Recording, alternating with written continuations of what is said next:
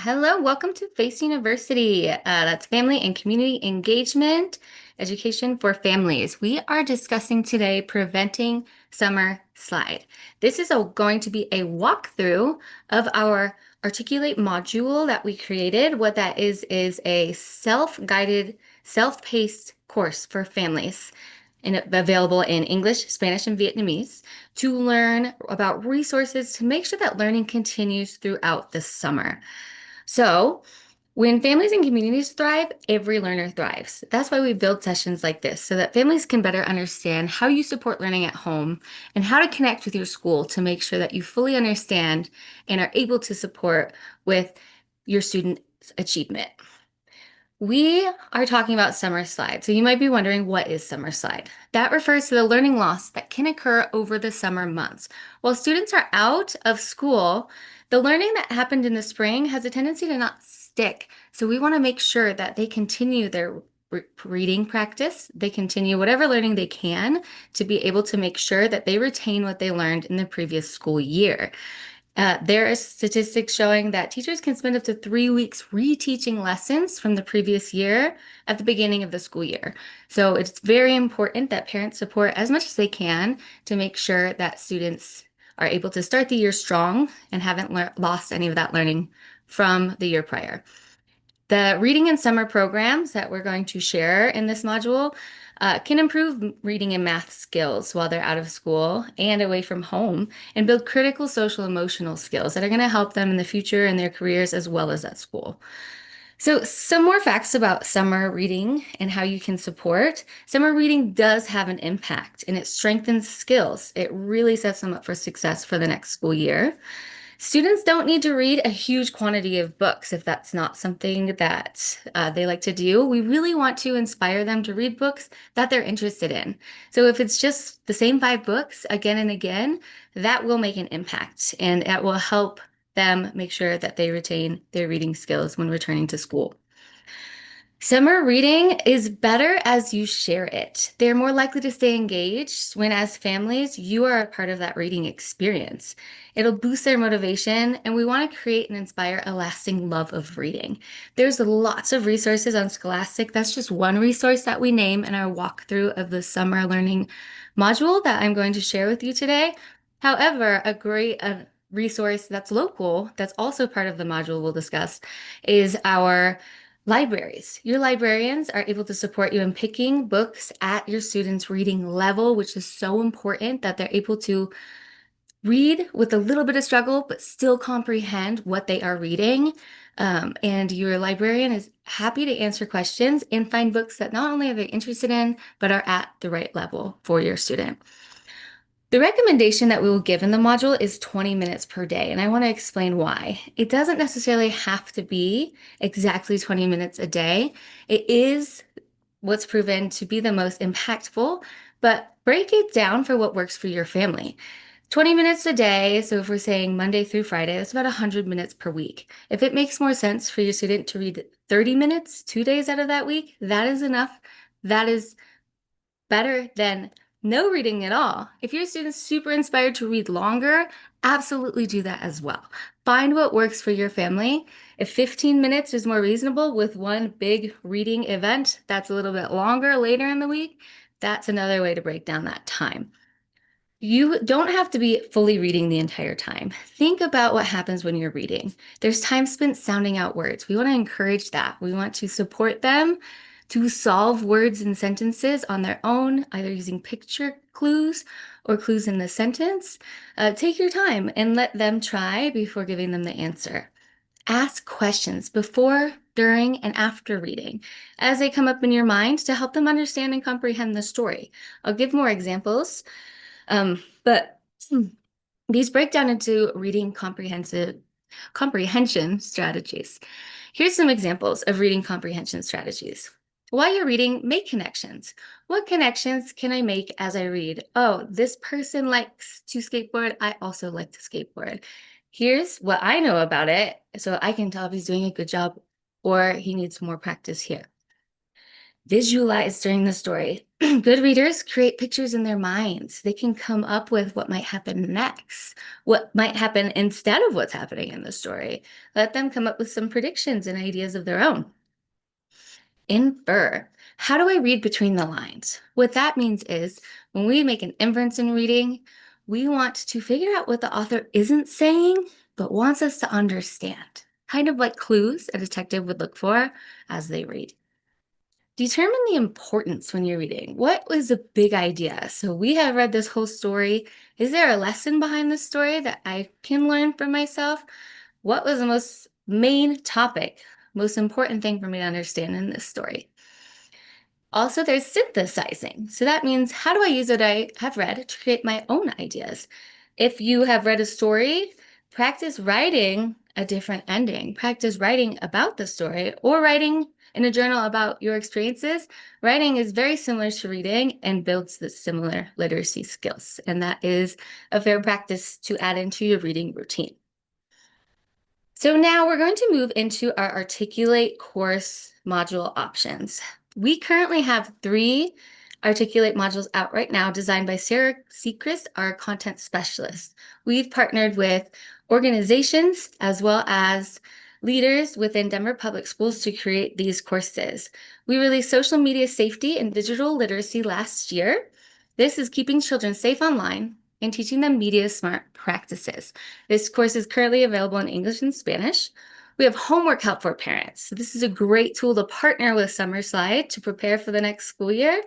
It is a curriculum guide, kindergarten through 12th grade, specific to tell you what their goals are for learning for that year from the Colorado Department of Education. Some strategies on how to study at home, differentiated from primary level, K through 5, to secondary, how to build study routines in middle school and high school, as well as a lot of different resources on communicating with your school, how to check grades online, and make sure that you're keeping up with your child's education. This course will be available in all languages in just a couple of weeks. It's currently English and Spanish. And last, we'll walk through today's Summerslide, how to combat summer learning loss, and a lot of different free resources in Denver to support families. These resources are generally free for low-income families, but they are free for all students of DPS. So make sure that you look into what your options are. Most of these, like Denver Library, as well as the Rec Center, just require a photo ID, and then we have a lot of free programs through Denver Public Schools itself. This course will also be available in all consent decree languages. In a couple of weeks, it's currently English, Spanish, and Vietnamese. So we're going to move through the walkthrough. So what you'll want to do is use the registration link. It will be linked to the slide shows, and you can click on the slideshows. I'll also have them linked in the comments for our videos. You can use this QR code as well. It's going to ask you to set up an account if you're new with us. All we need is a name and email.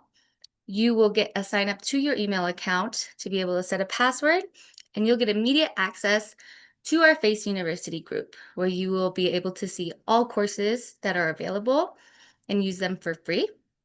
Feel free to complete any of the courses in the library.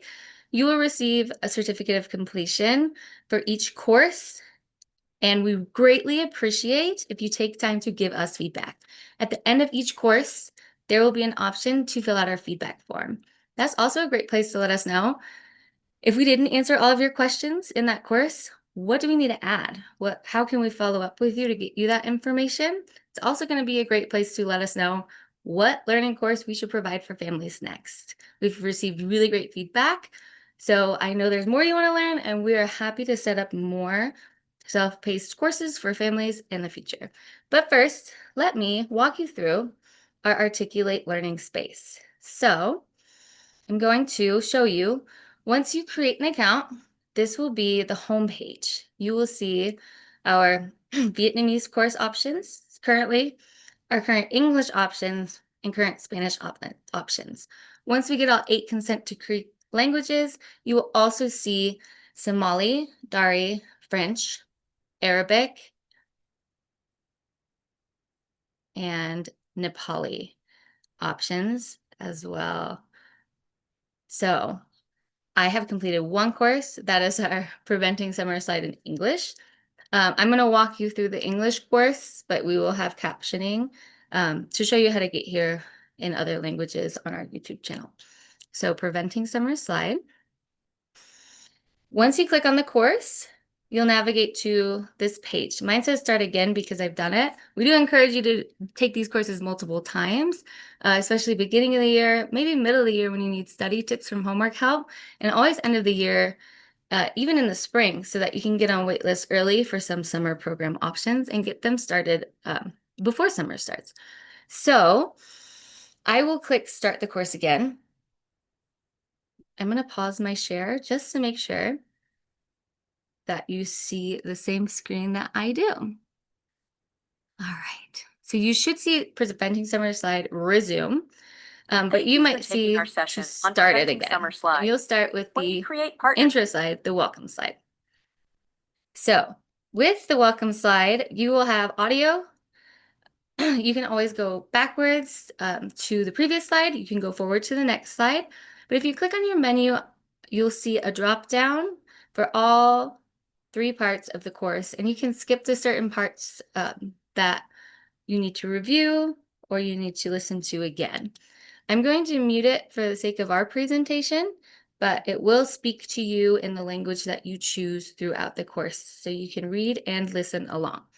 Our welcome is going to let you know our objectives, which are to explain summer slide, strategies to prevent summer learning loss, and resources. So when I get to part 1, what is summer slide? You are going to see options to connect with your school, get involved at the school, begin a summer checklist. What do I need to communicate with teachers about before the school closes, as well as reading goals, summer outing ideas. If reading at home is getting a little stale because summer's a long time, some ideas on things you can do and other options for learning at home to keep the learning going. You also want to think about preparing for next year. We will go into our resources section to close, and in resources,